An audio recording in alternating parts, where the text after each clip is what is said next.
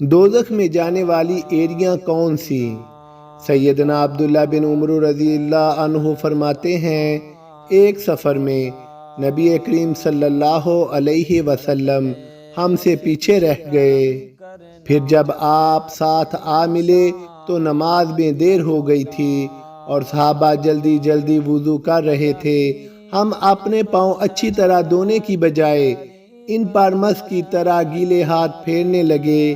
یہ دیکھ کر آپ صلی اللہ علیہ وسلم نے 2 یا 3 مرتبہ آواز بلند فرمایا، دوزخ میں جانے والی ایریوں پر افسوس۔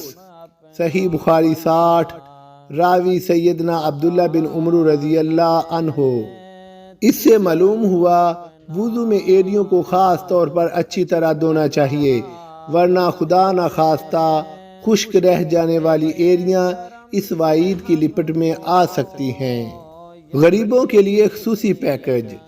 رسول اللہ صلی اللہ علیہ وسلم نے فرمایا، مومنوں میں سے محتاج اور غریب لوگ مالداروں سے آدھا دن پہلے جنت میں داخل ہوں گے، اور آخرت کا آدھا دن دنیا کے 500 سالوں کے برابر ہے۔